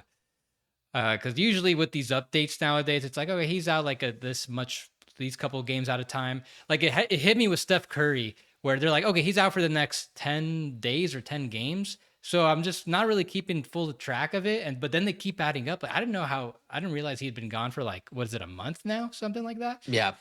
Yeah. A lot of these absences are sneaking up on me. See, I don't know. My question is, with all of these injury concerns, how is Devin Booker's contract worse than this to you? I think there's just so much that can go wrong between now and the end of this and before that extension kicks in. But it's one more year. It's one extra year. Yeah. Booker has 2 more years before his extension kicks in. No, I'm saying Booker has 4 years total under contract after this year. Joel Embiid has 3. So Booker's contract is 1 year longer. A big chunk of my criteria is what went into giving him this extension for Booker. It was just so unnecessary. He could have just had 2 years left on this contract, and then they added these extra 2 years. I'm just looking at the value of the contract. Plus now Booker has an extra year. So with Embiid, yeah, maybe he should be number 1. Because I would anticipate that he's going to continue to play only 30 to 40 games a year. Has his performance while he's played moved me enough to keep him not number 1? Probably not. I think he's got he is better than last year, but he's well below the level that the Sixers signed them to be. No, you're right. He's probably number 1 because there's probably somewhere a 35 to 40% chance at least he doesn't make it through the end of this contract. But if that happens, then there's ways the Sixers can get off of that. Which they're not getting medical retirement. We're not having that discussion. I'll put it too early for that. But Joel Embiid this year has been 20% better than Devin Booker. But I think over the next 3 years, Devin Booker might play 50% more games than Joel Embiid will. So, and that's before we even factor in. Yeah. Joel Embiid's been awesome this year. He was not awesome last year. I don't if he has more injuries, that could affect his quality of play as well. Yeah, no, you're right. I should have Embiid number 1. Universal worst contract in the league. I don't know if I've seen anybody pick any other contract as the worst this year. It's a shame because he's been so good, and Sixers fans got mad at me when I released that, but it's I don't know what you want me to do. You have him half of the time. I think with me, it's more so the overreaction to how early they just went ahead and gave it to him, and also just how bad it went for Dame, where he got this Achilles injury right before, he got cut before even having to play a single game on this extension, where, okay, that's probably not going to happen to Booker, but just the stink of how much the downside from the Lillard extension was just kind of like really rubbed me. I still have Booker like very high, like probably second. Don't get me wrong. I still think it's pretty bad, but yeah, it doesn't top Embiid. Yeah, I mean Booker was our biggest disagreement, but we both say that's a bad contract. Embiid is just it's just the injuries. I hate saying it.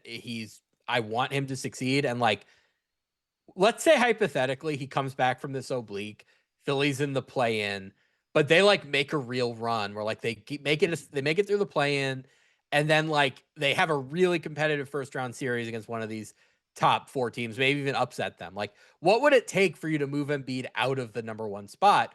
For me, it's like he'd have to play 60, 70 games next year. Like, it wouldn't even be a small sample thing. I'd need to see him be healthy for a full year to move him out of number one. He'd have to be like a purely 16 game player, and then like during those 16 games be the best player in the league, that like he at least wills the Sixers to the conference finals. I don't think we'll ever see, which he's famously never done. Like no, like I don't think we'll ever see something like that where like let's say a guy just never plays at all in the regular season, but he's like from that he's rested and like prepped enough to be the best playoff player. I don't think that's really possible. I think you got to get like a certain amount of regular season reps in. Well, that's kind of like Kawhi last year, where he didn't play the first 2 months or so, and then he was so great the rest of the way. Kawhi's played most of this year, obviously, but I think just given the team he's on, doesn't really have any hope of doing anything in the playoffs. I'm still mad Kawhi wasn't traded. I wish he was on a real team this postseason. Like in 2021, when he was like he was like incredible in the playoffs. He still played 52 games in that regular season. It wasn't like his best regular season, but I think you still need to play like a very high number of games, like most of the season, to like really really be up to speed and condition for the playoffs. Yeah, I mostly agree with that. So we want to end this with one discussion on a player that I had very briefly in my like the end of my top 15. Sam, I believe you had him in your honorable mentions. I didn't. I'm open to you having him in your honorable mentions, but he's not in mine. So I had Bam Adebayo like 14th or 15th in this. I bumped him out after what happened a couple days ago. Today is March 12th. So he scored 83 points in a game, number 2 all-time scoring performance 2 nights ago. And with Bam, I did not like the extension as soon as he signed it. He signed also like another case where the team went really early. He signed this with 2 years left, gave him a 30% max. I think the bigger discussion, first of all, is how first of all, we don't really see these defense first players get max contracts. Bam and Rudy Gobert, like those are some of the few exceptions. And even with was Gobert ever like truly worth that? He got the 30. They gave him like 32 or 33% of the cap because when he was super max eligible. I don't feel like he ever really put that value because I just don't think in the NBA you can really put like 30% of the cap type value with your defense only. Wembanyama might be the exception to that, but he's good enough offensively where that's not really gonna be. We're never really gonna find that out. So with Bam, the big question is, can he really like level up offensively? Maybe not be like a top like a first option, but at least like a really high level number 2 option. And I don't know. I'm not trying to weigh too much of what happened with this individual game, but at least like the one thing I could take away from it is he definitely, there is like some motivation. There is a drive where he wants to level up offensively. So were you comfortable with him getting this contract he's about to get? It's going to be like $55 million a year over the next 3 years. When it happened, and do you feel confident that he can do enough offensively to maybe justify it? So it's ironic saying this considering his 83-point game came with like everybody out, like no Hero, no Powell, no Wiggins, no Ware. I think a lot of Bam's value is just tied to his teammates because he's not like this typical shot creating max player. He is just somebody who amplifies great players. because he can fit into any defensive scheme. He's a really good rim protector, really good on the perimeter defensive, like can fit in, play power forward or center, just whatever you need out of him defensively, he'll do. Incredible screener, incredible in the DHO game because he can relocate, he can dribble a little bit. He's a very, very good passer. There's just a lot you can do with him on offense, especially now that he's shooting threes. That, like, I think if you put him on the Pistons, he would look so different than he does on the Heat, who are just kind of a blah, mediocre team. It's like, would you have objected if the 2017 Warriors had been paying Draymond the max? No. And Bam is a much better offensive player than Draymond. I don't think he's quite as I would transformational have objected to defensively. that. Well, then you would have been wrong because they were a dynasty. Like, the reality is Bam Adebayo is worth a max to a team that has another true max caliber player. If the Lakers had Bam Adebayo, they'd be competing for the championship and nobody would bat an eye at that contract. But he's stuck on this team with Norm Powell and Tyler Hero and Andrew Wiggins as his best teammates. So the fact that he's not like a 25-point scorer really sticks out like a sore thumb, when the reality is, like, he's meant to be the second or third best player on a team, but to be like one of the best second or third best guys in the NBA. So I'm looking at his game log since mid-January. So roughly these past 2 months, he's been averaging 24 points per game. So huge uptick in scoring, but are you counting the 84-point game in that? Yeah, that counts the 83-point game. So I don't know how much that brought it up. Maybe a lot, 3.5. I can't. Okay, hold on. Let me take it away. With that taken away, he was averaging 22. Okay, so that did bring it up a lot. So, but keep in mind, sub 45% from the field, 34% from three. So he just, like, the efficiency is not like where, like, it's not like in the greatest place for him to be getting this level of like increased scoring. So yeah, good thing I took that off. He's more of like a 22 per game scorer. I think I'm kind of leaning towards still feeling that this is going to be slightly below water type of contract. Especially like is it possible he could, I mean, he's definitely not hurting the Heat. The Heat have been playing so much better since he started being more aggressive offensively. They're like pushing for the 5 seed, maybe even get home court in the East. So hopefully the efficiency ticks up a little bit. I guess I feel a little better about this push to be a better scorer, potentially be like a good second option, like a legitimately good second option offensively. Like I feel a little more motivated. I feel a little more encouraged by this recent 2 months. But I mean, I think the real danger with this contract, the real danger with this contract is that the Heat are going to waste the good years, like on their dumb play-in nonsense, and then he'll be a couple years older, and they'll be looking around like, "Hey, we've been in the play-in, or we've been a 6 seed for 5 years. Are we going to do something here?" And by the time they like really pick a direction, Bam will be at another stage of his career and they'll have wasted the value on it. That's a real concern, but I do think the value would exist for the right team if he was on the right team, and he's not because the Heat are just blah. I think though for sure he can't be the top option, like scoring option. Like this efficiency is just it's nasty. There's some of these games, like the way he's been shooting. I have an interesting question for you, and then we could leave it off here. Like, does this level increase, the step up that Bam's taken offensively, does that maybe change what the Heat should be pursuing as far as a star? Because their eyes are on Giannis, but like with the way Bam's like trying to like be more aggressive offensively, maybe there's an argument they should be looking towards a different type of player to be a number one option offensively. Like, do you think maybe I don't know. What do you think about that? They should take what they can get. Like, it's that simple. Like, if you can get Giannis, you should get Giannis.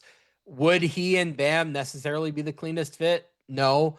Would they be so good together on defense, and would they find enough synergies on offense to make it work? I think they probably would, depending on the supporting cast. Like, I just wouldn't overthink this. I just think they have been so stuck in the middle the last several years. Just get the star you can get and figure it out from there. Do you want to go through honorable mentions? Yes. So okay. Let's see.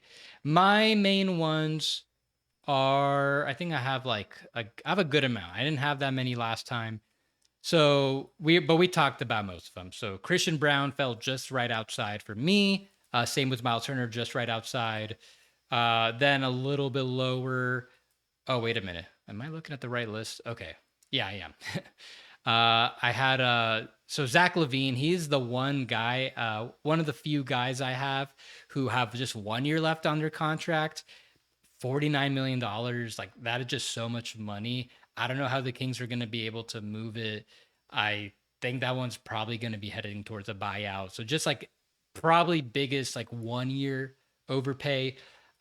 Grayson Allen, he's only got 2 years left, making $18.5 million a year. He's been playing a lot better, but I, with like also he can't really scale up in the playoffs. I don't know how, like, what the appetite would be for other teams to bring in that contract. Very low honorable mention. I don't want to get into a big discussion, but I had Paolo Banchero like 25th. We can get into a big rabbit hole discussing that. I just want to mention that, he's going to have to, he has played a lot better recently. The Magic are on that winning streak, but he's on notice with that contract. Poole, another big 1 year contract. Kuzma, another big 1 year contract. Unfortunately, we got to say Jimmy Butler, just with that ACL. That's basically what it is. That's just effectively a lot of dead money. 54 million next year, or is it 56? And then Terrence Mann, just another guy. $16 million a year for the next 2 years. Not even close to that. Yeah, just a couple that, I mean, we overlapped a lot, but a couple that you didn't have. Jared Vanderbilt, 2 years, 25 million, unplayable. Just not much you can really do with that. I think Aaron Gordon's contract, given all of the calf injuries, is pretty scary. 3 years, 103 million coming up. I hope that I'm wrong about that, because Denver being a contender is so reliant on Aaron Gordon being healthy. But I think the back end of that could get pretty ugly. Zeke Naji, the most damaging $7-8 million a year contract in NBA history. He has created all of these problems for the Nuggets as far as the tax and the aprons are concerned. And then we disagree on this, but I think Mikal Bridges, 4 for 150, is looking not great right now. He is not aging great. He's in the middle of a really down stretch. The Knicks are closing games with other guys. Like, I didn't see the end of the game yesterday, but I saw that Jordan Clarkson went off, and their games where they're closing with Landry Shamet over him. That is looking not great, especially just given defensively, he's really more of an off-ball guy at this point. When you're paying that much, you sort of expect somebody who can lock up the best guy on the other team. At least you have the durability, which I guess is probably why you kept him off of this list, but I'd be a little scared of that one. He's definitely should be on notice right now based on how he's been playing recently. But for like at least the player he was last year, which also wasn't the most inspiring, I think he probably still gets like that. I don't know if if he entered free agency this year, I don't know if he'd get like that much less. Like he's still a very scarce type of player. Like if he hits free agency, I could see the Lakers or the Clippers still giving him 30 billion plus a year. I think that's like, I think 30 a year is probably about right. Yeah. And he's at 37.5. So it's an overpay. It's just a matter of how much. And then the worst contracts that ended this year, I actually only had 3. So good work, I guess. Chris Middleton, 3 years, 93 million. He was hurt the entire contract, got traded. Has been okay for Dallas, I guess, but yeah, that's certainly an overpay. Terry Rozier, 4 years, 96 million. Utter train wreck of a contract that seems to be ending in, I don't want to speculate, but you know what's going on with Terry Rozier. And then Nikola Vucevic, 3 years, 60 million. Nobody in the NBA wanted to give him that sort of contract except for the Bulls, but they're the Bulls. They negotiated against themselves, and here we are. All right, Sam. That'll do it. That's roughly 2 hours of going into the worst contracts in the league. Anything you want to plug, Sam? I'm going to pull up your profile. Read cbssports.com. I don't know if I have anything big. I think I've written most of my big things for the last week in the last couple days. But I always have stuff coming out, so keep reading. Make sure you're following Sam. Add his name, Sam Quinn CBS, on Twitter. And make sure you subscribe to the Third Apron Substack. My big thing is that I've been going over contract valuations for upcoming extension eligible players, free agents. Already went through like 30-ish. I'm going to keep going. That's the project for the next month and a half. Make sure you subscribe to the podcast wherever you get your podcasts. If you're watching this on YouTube, please give a like and subscribe. And we are still going to be active over the next few months. So be on the lookout for our next show. Thanks, everybody.